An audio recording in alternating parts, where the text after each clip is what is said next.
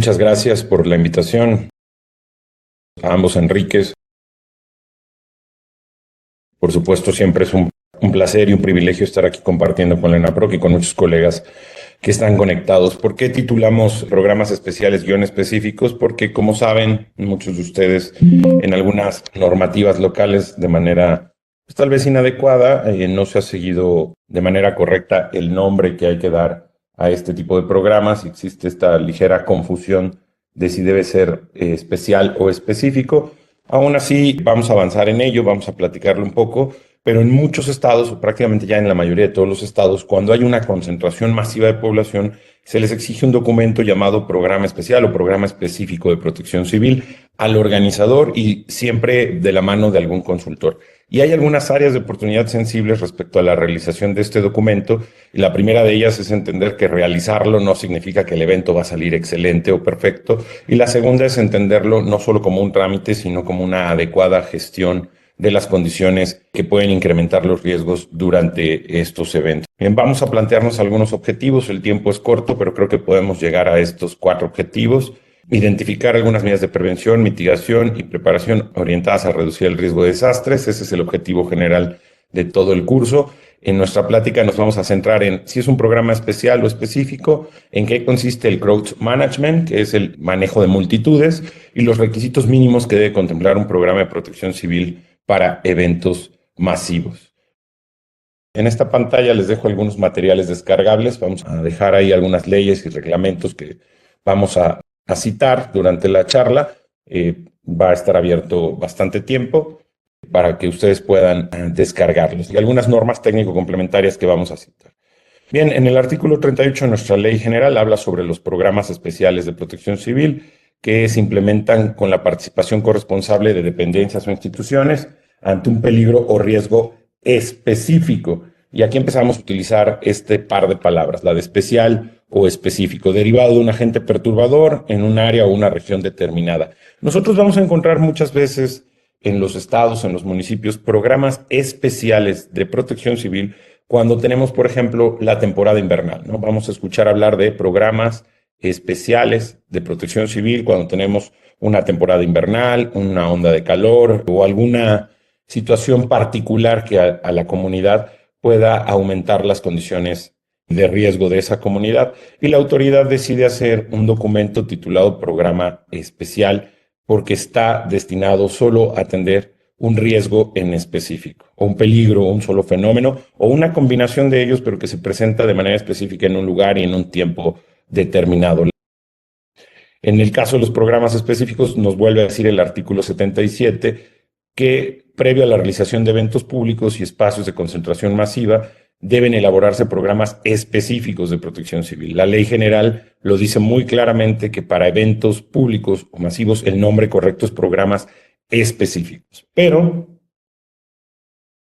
como sabemos, existen algunas leyes locales a las cuales no le llaman programas específicos, sino especiales también a los de eventos masivos. Más allá, y a lo que quiero llegar, o a la conclusión que quiero llegar con todos ustedes, más allá de si la sintaxis es específico o especial, el contenido tiene que tener una lógica técnica y una correlación de lo que vamos a realizar.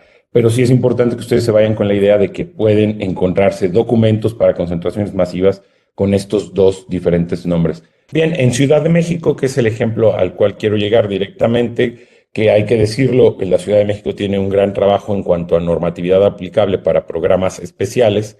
El nombre es así, especial, no específico. Está en el apartado de la ley, en la Ley de Gestión Integral de Riesgos y Protección Civil de la Ciudad de México, y define un programa especial como un instrumento cuyo contenido se establecen medidas de prevención y respuesta para actividades, eventos o espectáculos públicos de afluencia masiva en áreas o inmuebles diferentes a su uso habitual. Aquí es muy importante este tema de su uso habitual, porque a veces nos hacemos la pregunta, ¿debo hacer un programa especial en el lugar en donde estoy por hacer una reunión, una concentración de personas? Bueno, tenemos que preguntarnos si el lugar está destinado para hacer ese tipo de concentraciones. También tenemos que preguntarnos si estamos instalando una tecnología distinta o si estamos colocando instalaciones temporales en las cuales vamos a albergar tecnologías, equipo o soportar algunas personas. El tema de fenómeno socioorganizativo, como no voy a andar mucho en esto, nuestra ponente anterior lo hizo muy bien.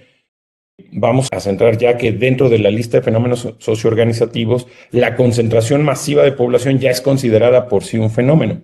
¿Qué quiere decir esto? Que el hecho de que ya concentremos a una gran cantidad de personas en algún lugar ya habla de un fenómeno listado en nuestra Ley General de Protección Civil y debemos de tratarlo como tal, como si se tratara de otro de los fenómenos como el vandalismo, el sabotaje, los accidentes aéreos, marítimos o terrestres, el puro hecho de que haya concentración.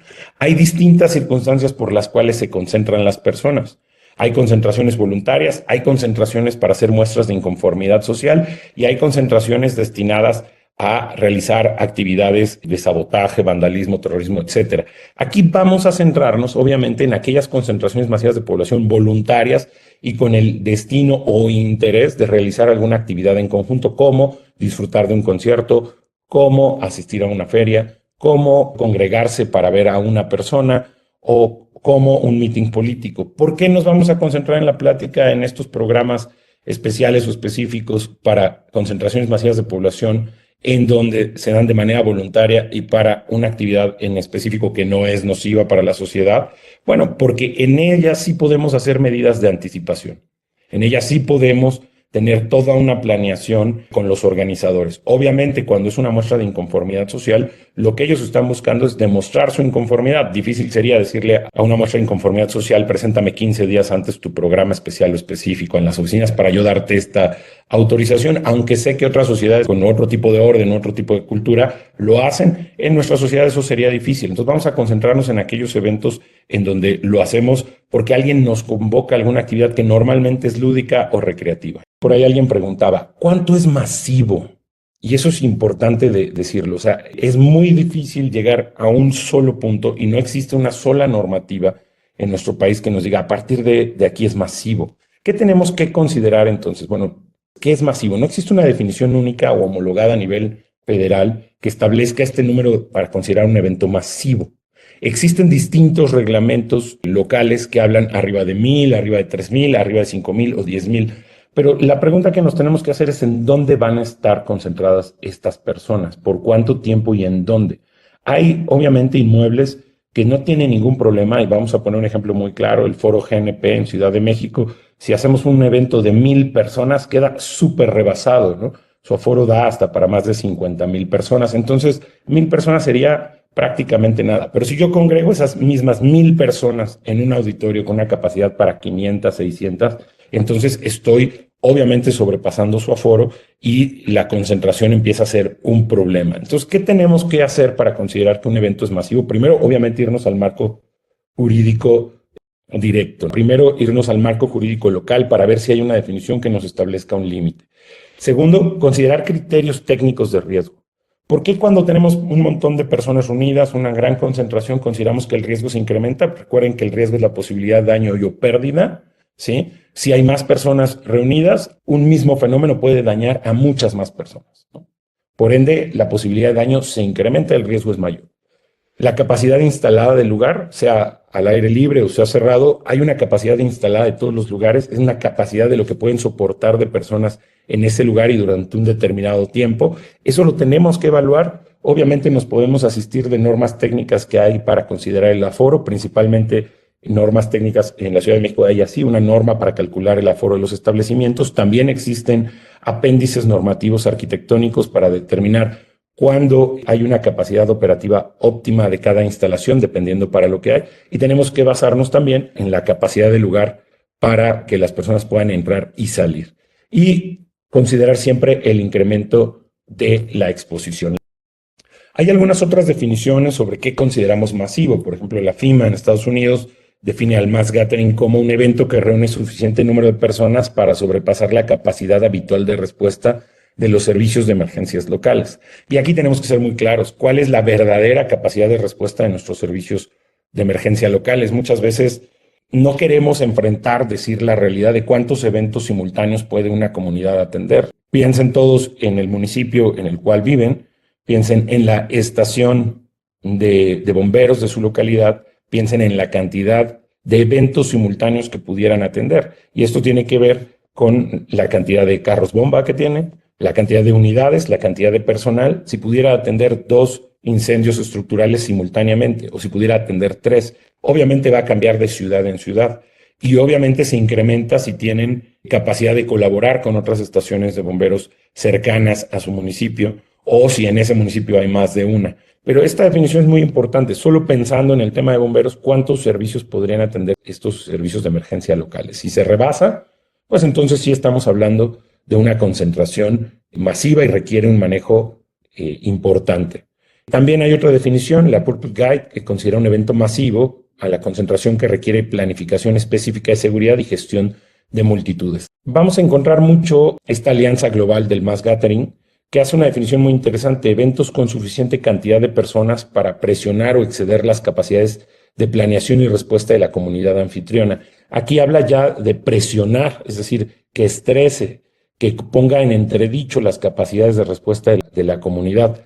Hay que ser muy objetivos porque si algo no les gusta o algo no es del agrado de muchos de los que encabezan nuestros sistemas políticos, es admitir las capacidades del sistema. Pero nosotros, como profesionales del tema, tenemos que ser capaces de poner una raya y decir, a ver, a partir de este número de incidentes al mismo tiempo o un evento de estas características excede la capacidad de respuesta de nuestra organización.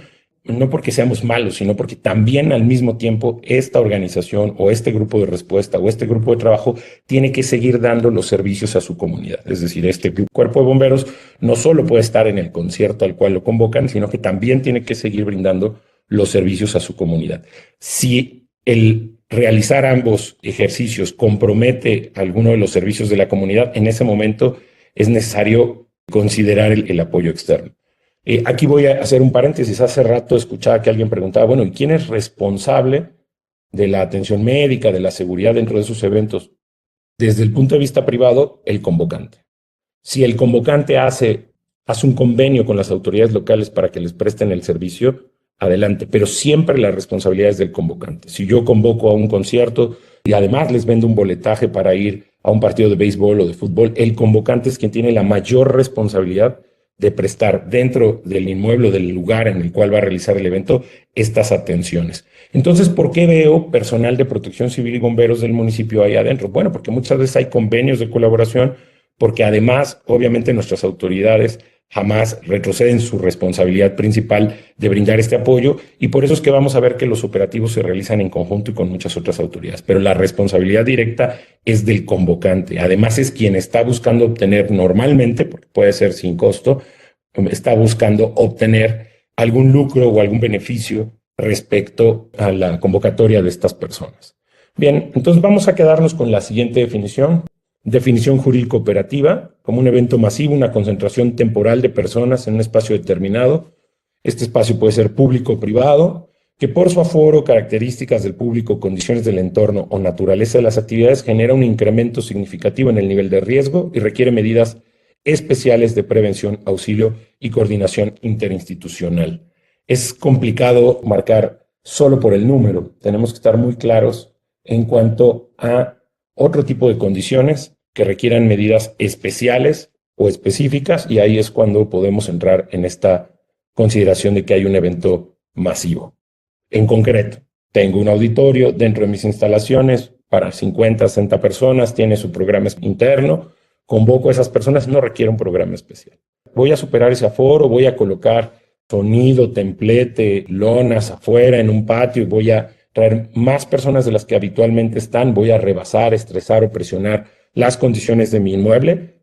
Tengo que valorar si requiero hacer medidas especiales y tengo que valorar conforme al reglamento local si requiero presentar este programa especial o específico con las autoridades. Y tengo además que hacerlo con la suficiente previsión de tiempo, porque muchas autoridades nos piden hacerlo 15, 20 días antes de que se materialice el evento. Un enemigo que vamos a ver muy frecuente de las concentraciones masivas de las cuales nos estamos refiriendo es la improvisación. Cuando nos enfrentemos a realizar un programa especial o específico de protección civil y nuestro asesorado improvisa mucho, cambia a unos días antes, tengan mucha precaución de ello. ¿Por qué? Porque es cuando nos estamos enfrentando a condiciones en las cuales no vamos a poder controlar directamente nosotros. Y esa improvisación nos puede llevar a errores. Para nadie es un secreto lo que sucedió hace poco en un festival de música en Ciudad de México, que colapsó una grúa, una Jenny, como se les conoce, sobre un par de reporteros. Obviamente perdieron la vida.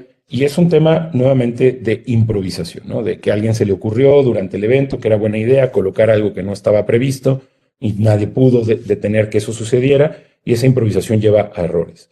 Créanme que los eventos en donde hay una gran cantidad de personas tienen muchas reuniones de trabajo, tienen muchas condiciones previas que se analizan, y ahorita vamos a entrar de fondo a este tipo de cuestiones. Lo primero que tenemos que considerar es la ubicación, ¿no? ¿Es a cielo abierto, es techado o es mixto? ¿Sí? Hay condiciones mixtas. A veces algunos eventos se dan la mitad dentro de un foro cerrado, la otra mitad en una explanada. ¿Por qué tenemos que considerar primero la ubicación? Porque la ubicación nos va a referir, obviamente, su roce con otro tipo de fenómenos. El tipo de población que vamos a requerir para el evento o a la cual vamos a convocar. No es lo mismo el comportamiento humano si es un evento familiar, si hay niños presentes, que si únicamente estamos convocando a adultos. Esta definición de a quién ingresa o no, pues la pone el organizador desde un inicio, pone sus medidas, sus reglas, y además el tipo de evento para el cual estamos convocando, pues define mucho a quién está dirigido. Otro tema relevante es el tema del alcohol. Cuando es un evento de concentración masiva, hay o no venta de alcohol, se permite el ingreso de alcohol. Esto cambia muchísimo los escenarios de control de multitudes e impacta en la pérdida de control de conducta, en la reducción de tiempos de reacción, el aumento significativo de la violencia, el nivel de riesgo operativo, y hay que delimitar con claridad los horarios, los sobrecupos, la cantidad de venta. También otro tema que tenemos que considerar en los eventos desde que estamos haciendo nuestro checklist es el tipo de acceso. Si es de acceso libre, si es con voluntaje, si va a haber un control de aforo, si hay una identificación previa de los asistentes. Hay eventos, por muy grandes que sea, que todos tienen que identificarse previo a la asistencia. Y si esto ya se hizo con una planeación anticipada, nuevamente les repito, la mayor cantidad de sorpresas nos las llevamos cuando improvisamos. Desde antes de hacer la convocatoria, estos parámetros tienen que estar claramente definidos. Otro tema que tenemos que ver, aparte del tipo de acceso, es el entorno sociopolítico que rodea a nuestro evento. Para nadie es un secreto que no es lo mismo convocar para un meeting político, ejemplo en el Zócalo, un evento de nuestra presidenta, o convocar para un concierto en el estadio o en el foro GNP. El entorno sociopolítico es muy distinto. A lo que nos vamos a acercar tiene distintas consideraciones. También en el entorno sociopolítico podríamos clasificarlo como relajado, impredecible o tenso. Es sumamente importante que nos hagamos ese tipo de preguntas desde un inicio.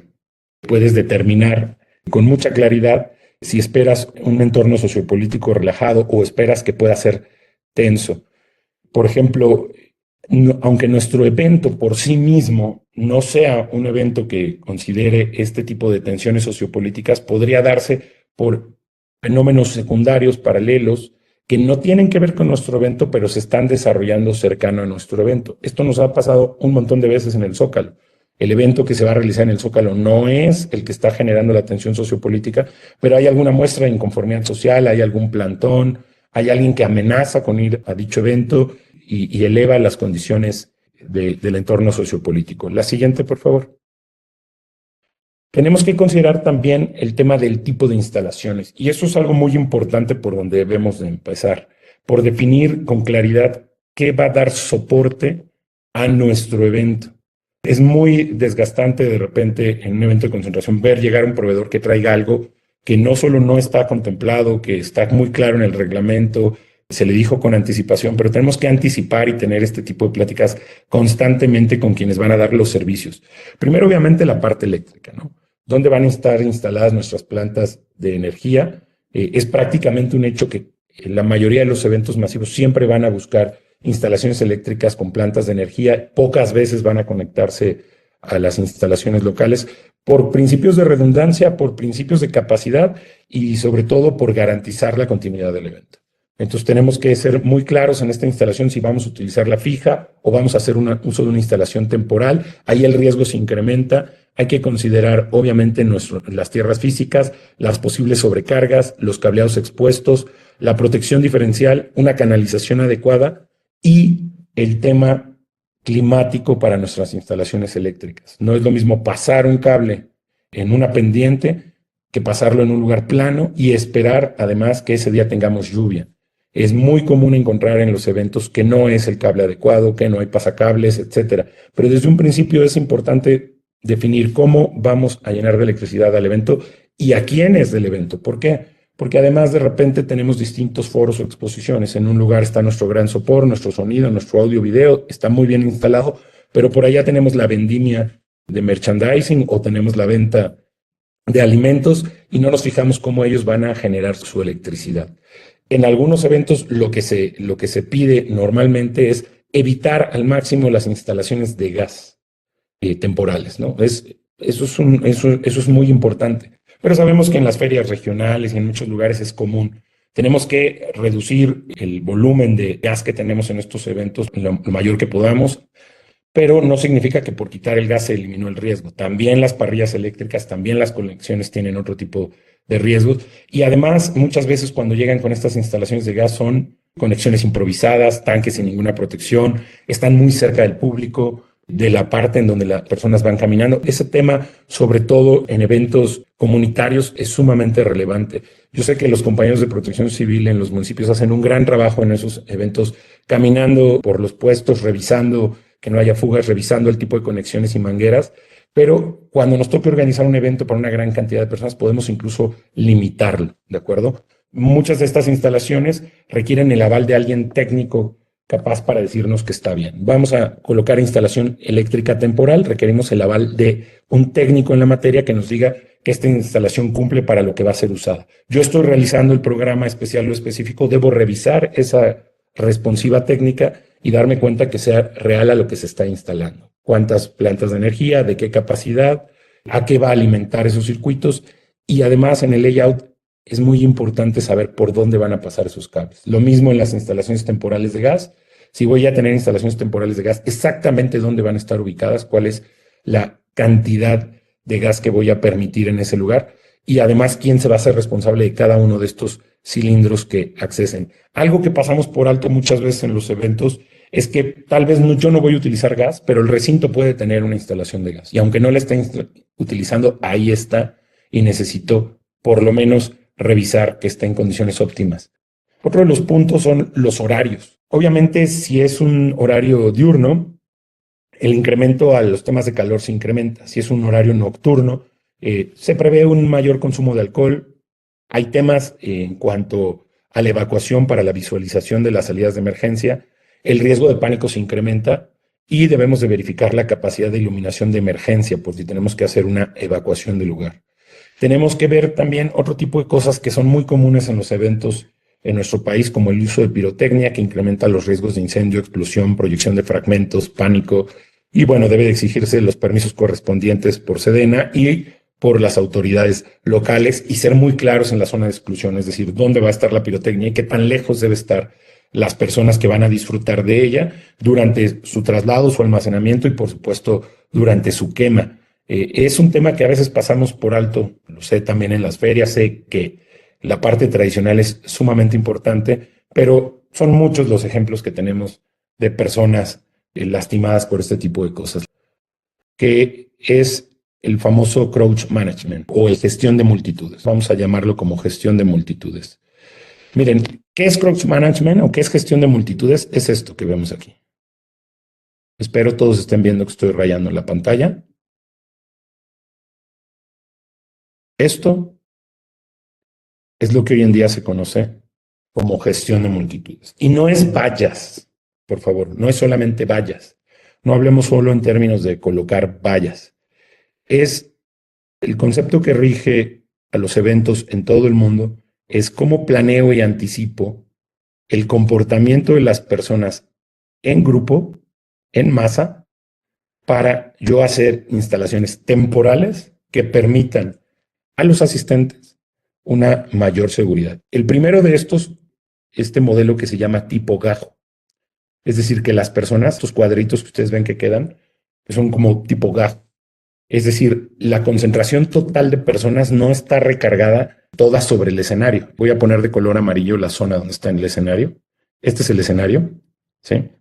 Entonces, aunque todo mundo empuje este espacio que estamos dejando, estos espacios para gestionar multitudes, nos permiten que no sea toda la fuerza sobre el escenario, sobre el lugar en donde se va a concentrar el evento, que era un error muy común, ¿no?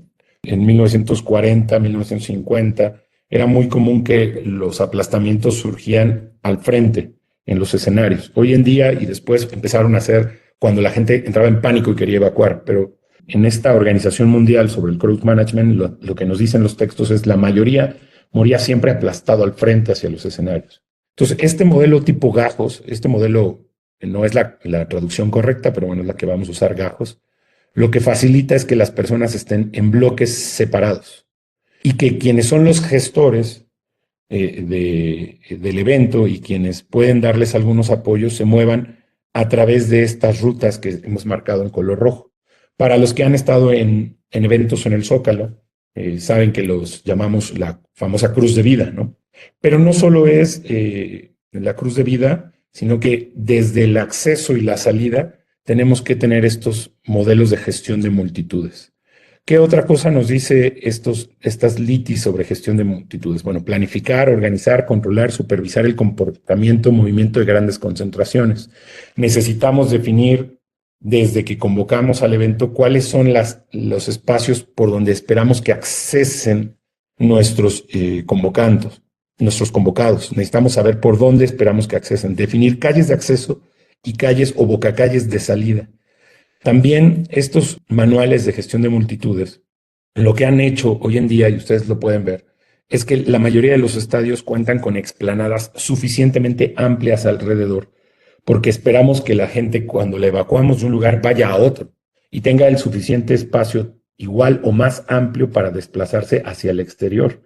Cuando nosotros concentremos a un número de personas en un evento en nuestra localidad, en una feria, va a venir algún cantante de música regional mexicana, pues tengo que plantearme si el lugar en donde los voy a concentrar, que puede ser una explanada, alguien presta un terreno, ponen ahí todo el soporte, las bocacalles y los lugares alrededor los mantengo vacíos en una posible evacuación. No solo es el ancho de las rutas, que me puedo basar en NFPA 101, me puedo basar en otra normativa para ver los anchos, sino que también es a dónde va a ir toda esa cantidad de personas. No solo es controlar gente, es gestionar los riesgos asociados a la cantidad y densidad humana. Esta foto que les estoy mostrando es del Zócalo. Del lado izquierdo tenemos el escenario. Ahorita vamos a ver un poquito más de fotos para ver este tema del crowd management y poderlo hacer.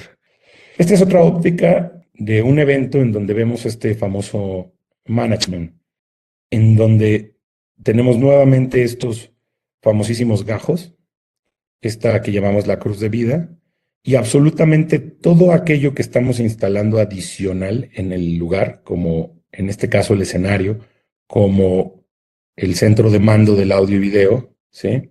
El house del audio y video que estoy poniendo de este lado, todo está perimetrado, todo tiene una valla que evita el acceso de multitudes ahí. Este tipo de organización del espacio nos permite, como les decía, llevar a los prestadores de servicios a través de esta llamada vallas o cruz de vida, atravesarlas, poder retirar a una persona que a lo mejor se siente mal, está sufriendo de alguna condición clínica, llevarla al centro de atención sin atravesar por la multitud y preservando a nuestro personal. Ahora, algo que hay que decirlo, este tipo de valla no es barata y no es la más sencilla de colocar, ¿no? Es valla que normalmente en el medio de los eventos la conocen como valla heavy. Las personas cuando se acercan a ella la pisan, porque es en una especie de L, y la propia multitud hace que sea más pesada, más dura, más difícil de brincarla, saltarla. Y hay de distintas alturas, dependiendo de la altura que va a tener nuestro escenario. También en este tema del crowd management, como les decía, si voy a hacer una separación tipo gajos, ¿dónde estoy esperando, por ejemplo, que cada uno de estos bloques haga la evacuación? ¿Y hacia qué zona? En este caso, de esta manera. ¿Tengo las calles secundarias liberadas para ese tema? ¿Estoy garantizando que pueden hacerlo? ¿O también mis bocacalles están llenos? Y es un problema al que nos estamos enfrentando recurrentemente. En el último evento del Estadio GNP, bueno, no el último evento, el último evento relevante, el grupo coreano, un problema al que nos enfrentamos es que ahora las personas, aunque no tenían acceso, se quedaron afuera del recinto. en lugares donde comprometen la capacidad de evacuación del recinto e incluso ahorcando la circulación y el tráfico del circuito interior en la Ciudad de México. Es decir, ya no solo va el que tiene boleto, ahora van personas que quieren escucharlo incluso al exterior. Lo mismo en el Zócalo. Estamos excediendo cada vez más la capacidad del espacio y ya no solo es el Zócalo, ahora se llenan las bocacalles, a veces hasta la Alameda y a veces hasta Pino Suárez. ¿Cuál es el concepto de enfoque? La respuesta reactiva, no solo la respuesta reactiva, sino también la planeación preventiva y diseño del entorno. ¿Por qué es crítico? Porque es la principal causa de muertes en eventos masivos, la compresión, la asfixia por la densidad, ahí está mal escrito, disculpen, cuando la densidad supera 6 a 7 personas por metro cuadrado, la multitud deja de comportarse como individuos y se comportan como una especie de fluido. Y ya no podemos controlarlo simplemente diciéndoles vayan hacia allá. O sea, es decir, es cuando hablamos que es un comportamiento en masa. Más de 6, 7 personas por metro cuadrado. Si ustedes intentan en su siguiente fiesta, traten de delimitar unos metros cuadrados y metan a 6 personas ahí, se van a dar cuenta que es complicadísimo, es muy incómodo, pero sucede en los eventos. A veces hay mucho más de esta densidad. Hay densidades adecuadas, sí, y tienen que ver con el tipo de evento al cual estamos convocando. En conjunto, ¿podríamos definir una cantidad de densidad por metro cuadrado? Sí, en términos de espacio, pero no olvidar también que pueden existir puntos de ahogamiento o puntos en donde se sature la cantidad de personas que pueden pasar en un lugar. ¿Qué quiero decir con esto? No solo es el tamaño de la explanada, no caigamos en el error de decir, a ver, este es un patio enorme y le voy a meter 2.500, 5.000 personas porque caben. No. También requerimos considerar otro tipo de condiciones para el manejo de multitudes. El ancho del espacio por donde van a pasar, ¿sí? La capacidad de controlar el acceso para nosotros y, por supuesto, no solo la evacuación, sino el desarrollo mismo del evento, ¿no? Esta es una imagen que le pedimos a la IA con un manual, a ver, ¿qué entiendes tú por todo este manual de gestión de multitudes? Y nos pone algunos elementos que todos podemos reconocer. Obviamente no están los colores identificados por normas, pero bueno, tiene un control de acceso muy delimitado. Una vez que estás dentro, está muy segmentado quiénes están, cuáles no, dónde deben de estar, etc. Esta es otra imagen que quiero comentarles, pero bueno, voy a tratar de ser descriptivo. Otra vez el Zócalo, esta es una concentración que nos tocó participar para un tema de presidencia.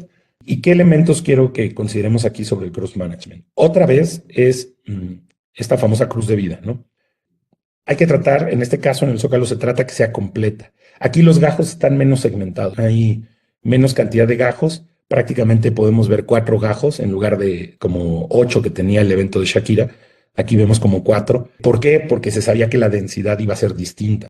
Es decir, la cantidad de personas por metro cuadrado esperada era muy distinta. Por ende, se considera una menor cantidad de gajos. Además, la manera en la cual se comporta la población es distinta en el sentido de, por ejemplo, en el evento, cuando vas a ver a tu artista favorito, pues lo que quieres es estar lo más cerca posible, punto. ¿Sí? O sea, prácticamente lo que quieres es estar cerca para poder ver y escuchar correctamente.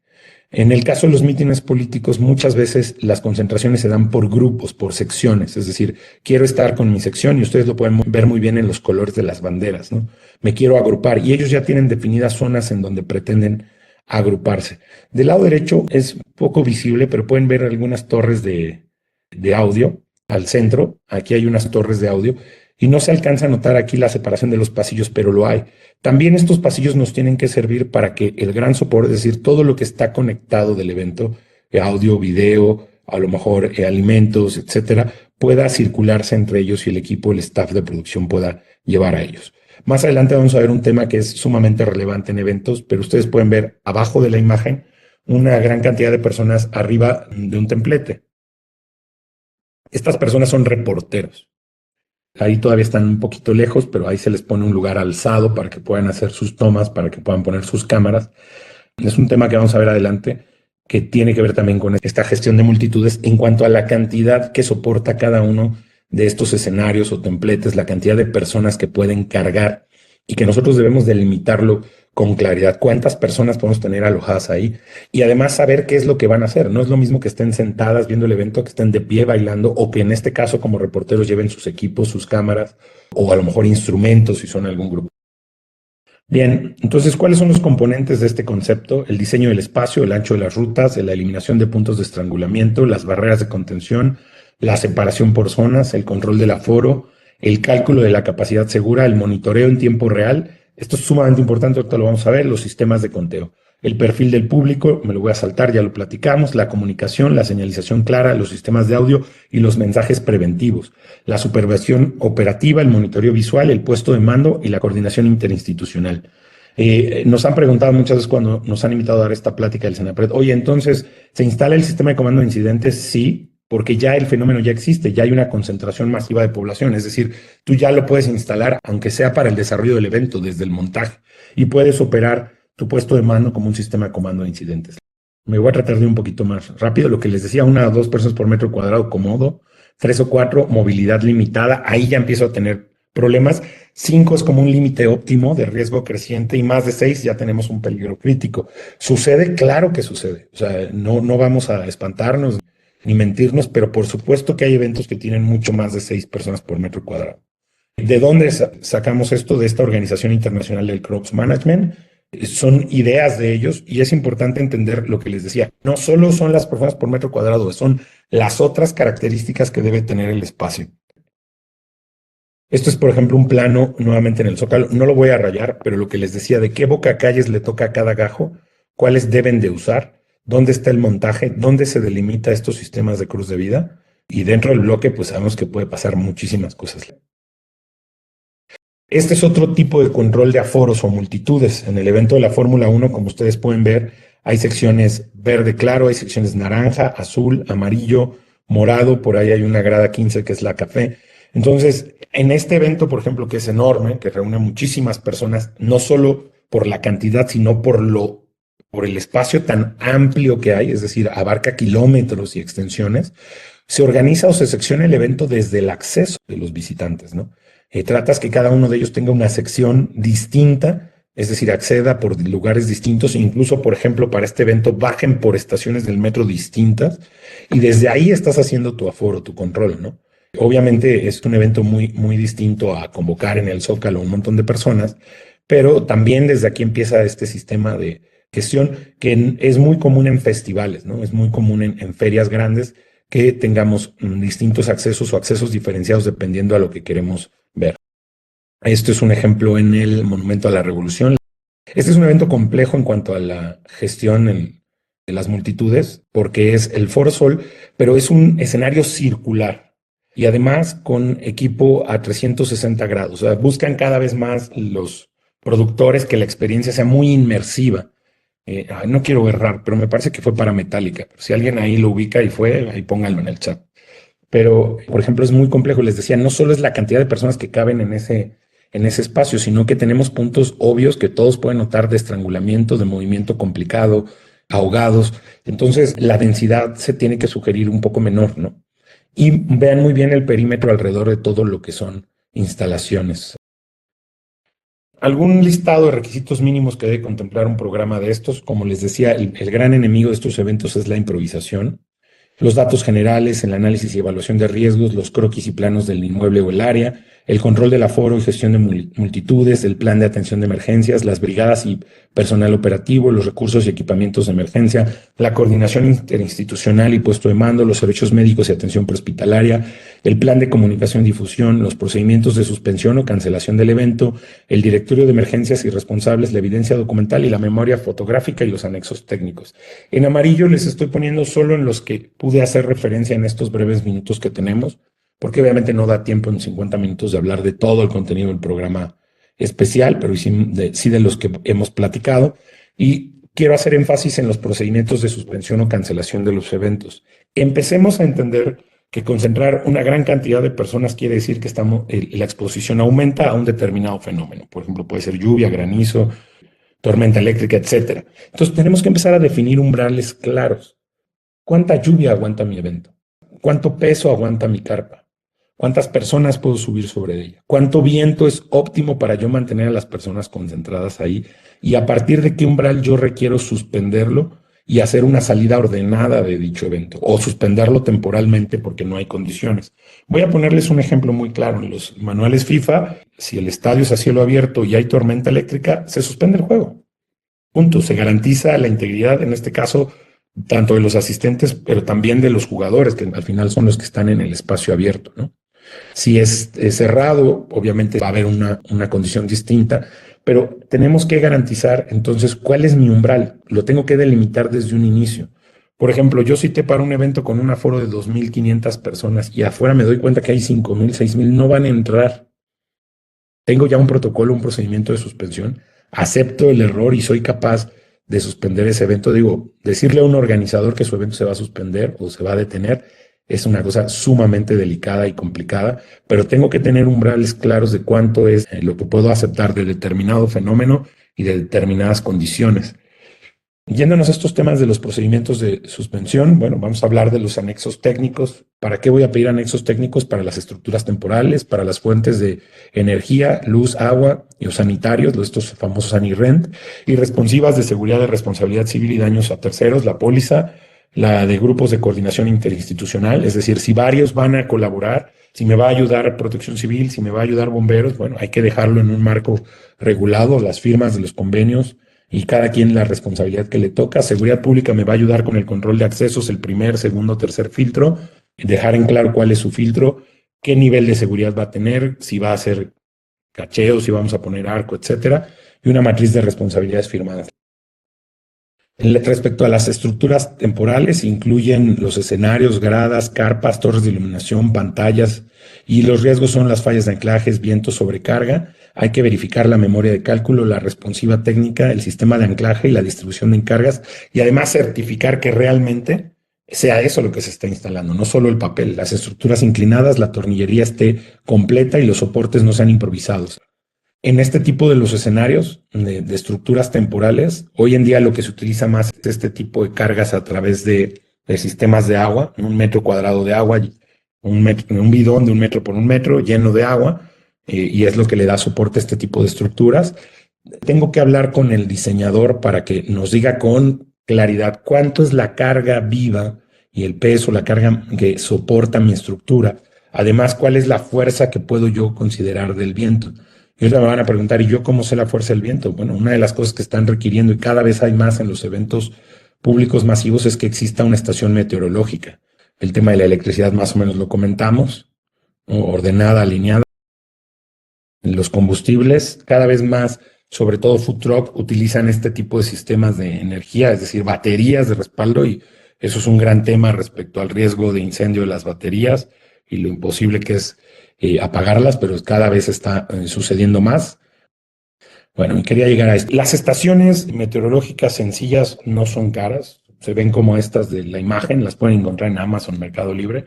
El tema es que alguien dentro del evento, de nuestro staff o del staff del productor o de Protección Civil, si nos va a estar apoyando, sea capaz de poder identificar las señales que nos da esta estación, colocarla adecuadamente además, la identificación y sobre todo que sea capaz, que seamos capaces de tomar una decisión, un umbral definido de cuándo uno de estos eventos debe suspenderse, ¿no? ¿Cuánto es un viento fuerte? No solo es decir, el viento está fuerte, es cuánto mide, dónde lo estoy midiendo. Hay una tormenta eléctrica, hay una lluvia intensa, tengo un pluviómetro, estoy midiendo la cantidad de lluvia que está cayendo. ¿Cuál es la temperatura máxima para que mi gente pueda permanecer ahí sin requerir otro tipo de apoyos de hidratación, etcétera? Y obviamente aquí estamos hablando de monitoreo en el evento, en el tiempo real. Otra vez el estadio GNP, el tema de los gajos, multitudes, control, por eso es que también se favorece en la noche. Voy a irme muy rápido en 3 láminas sobre tecnologías. El conteo de personas, hablábamos de monitoreo. Hoy en día las cámaras nos pueden dar también ayudas en control de accesos, conteos de cuántas personas ingresan y cuántas salen, para saber con exactitud cuántas hay dentro del recinto. Ya no son tecnologías caras. La realidad es que si voy a concentrar a 10,000 personas, el productor puede tener capacidad para colocarlas, que no nos dé miedo pedirlas o preguntar si existen o si las van a poner. Además, como lo ven arriba a la derecha, hasta las venden como publicidad, o sea, las ponen, colocan un montón de cámaras en los eventos y las llenan de publicidad. Ayudarnos de equipo termográfico para las instalaciones eléctricas para poder ver si algún punto está excediendo en temas de calor, es decir, si alguna instalación eléctrica está rebasando. Los temas digitales de control de acceso, o sea, es súper importante esto. Si van a ustedes a participar en un evento grande, pregúntenle al organizador quién es su boletera, así, tal cual, y qué tipo de control de acceso utiliza. Hay boleteras muy robustas, como Ticketmaster, obviamente, que además tienen un control muy bueno de accesos, y hay otras en el mercado, pero investiguenla, porque aquí es el corazón de saber si entraron más o menos. Si les dicen, no, bueno, se va a encargar la asociación de no sé, preocúpense, porque el control de acceso empieza desde aquí. Bien, el tema de control de accesos, definir según el tipo de aforo el control que vamos a hacer, si va a haber cacheos, si simplemente se va a utilizar equipo Garrett, arcos. Es complejo y obviamente esto nos lleva mayor tiempo de ingreso. Y bueno, hoy en día los centros de monitoreo, como estos tipos C4, los centros de mando móviles, la iluminación móvil y algo que se escucha cada vez más en el ambiente de los eventos, no solo los drones para imágenes y para tener una gran imagen del evento, sino también drones con capacidad de conteo de multitudes, drones con capacidad de ver puntos de calor o simplemente cámaras que nos ayudan a detectar lugares en donde algo se está saliendo de control. Unidades móviles de seguridad ciudadana que no solo muchos critican, no dicen, ¿y de qué sirve el poli ahí arriba? Bueno, no es solo que esté el poli, son disuasivas. Es un evento de noche, coloco muchas de estas torres, les pongo torretas, les pongo estos estrobos y empieza a ser una situación disuasiva. Además de que muchas de ellas están equipadas con capacidad de enfocar un punto y mandar una luz suficientemente fuerte para disuadir alguna actividad. Y bueno, lo que les decía de las estaciones meteorológicas, algunas de estos mandos móviles o estaciones ya traen su estación meteorológica. El problema es que pues colocamos ahí a alguien que no sabe darnos los datos que son relevantes para el evento. Y por último, un tema que está cada vez más de moda y que ustedes lo van a escuchar es el de respuestas ante amenazas químico, biológicas, radiológicas, nucleares y explosivas, las famosas QBRNE. ¿Y por qué están de moda? Porque cada vez existen mejores aparatos para detectar amenazas químicas, biológicas, radiológicas, nucleares y explosivas. Son aparatos que están en el mercado, que se venden y que seguramente de las cosas buenas que nos va a dejar un evento como estos es que cada vez va a haber más unidades operativas en las grandes ciudades, principalmente Jalisco, Nuevo León y Ciudad de México, que cuenten con este tipo de equipos, además de los aeropuertos y otros lugares en el mundo que ya lo tienen. Son equipos detectores que pueden hacerlo con una gran precisión y una gran calidad. Bien, llegamos al final, les agradezco su tiempo. Sé que para 50 minutos es complicado abarcar todo lo que lleva un programa especial de protección civil, pero les mando el saludo afectuoso del presidente del Colegio Mexicano de Profesionales en Gestión de Riesgos y Protección Civil, el maestro Octavio Alboresol, y del licenciado Vicente Gutiérrez Camposeco, presidente de la Cámara de Comercio, quienes agradecen la invitación al CENAPRED. Esperamos poder seguir conversando con este tipo de contenido. Muchas gracias.